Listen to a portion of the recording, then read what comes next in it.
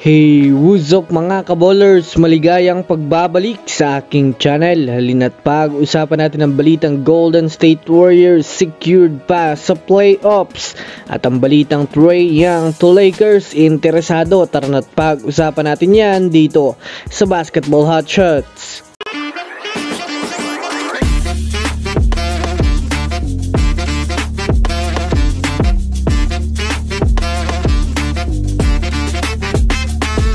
Una nga muna tayong dumako mga kabowler sa balita patungkol sa kupunan ng Los Angeles Lakers. Alam naman nga po natin mga kabowlers na isa nga po ang team ng Lakers ngayon na desperadong masungkit ang kampyonato.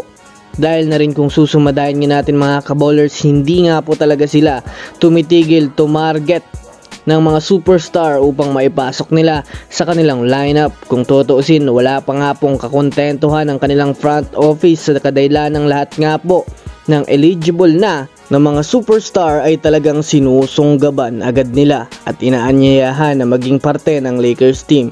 Isa na nga dito mga kabowlers itong si Trae Young na talaga namang kinukulit ng kanilang front office na lumipat sa kanila. Ayon nga sa inilabas na balita ni Jovan Buha na siyang Lakers insider ay malaki nga daw ang ino-offer ng kontrata kay Trae Young next season. Samahan mo pa mga kabowlers ng huling chance na rin naman nga po ngayong season ni D'Angelo Russell sa Lakers, kaya mataas ang porsyento na mapunta itong si Trae Young, depende kung gugustuhin ito.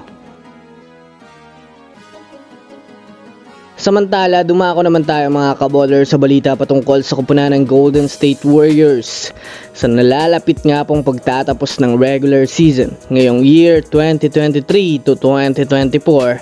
Ay makikita nga nating hindi nga talaga mga kabowlers pinapalagpas ng Warriors ang kanilang mga laro.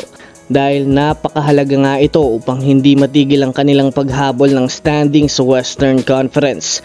Base nga po sa pinaka-latest NBA standings, mayroon nga pong kartadang 43 wins at 31 losses ang Sacramento Kings na sa ngayon ay nasa ika-8 pwesto, habang mayroon naman ang Lakers ng 42 wins na may kasamang 33 losses na nasa ika-9, at ang kupunan naman ng Golden State Warriors ay nasa ika-10 na may hawak-hawak na record na 40 wins at 34 losses. Ayon nga po sa mga NBA analysts, kapag hindi na nga daw ang Warriors natalo sa mga natitira nilang laro, subalit ang Kings at Lakers ay nag-struggle, ay mataas ang porsyento na pumareha sila ng mga talo at makukuha pa ng Warriors ang playoff secured sa ika-8 spot sa Western Conference. Kaya kailangan nga talagang pag-igihan ng GSW ang mga laro dahil kinakailangan talaga nila ito ng husto. So that's it for today's video mga kabowlers. Yan lang ang ating pag-uusapan sa ngayon. Pindutin ang subscribe and hit nyo na rin ang notification bell para sa mga susunod na updates sa mundo ng basketball. Again, this is Basketball Hotshots. Thanks for watching.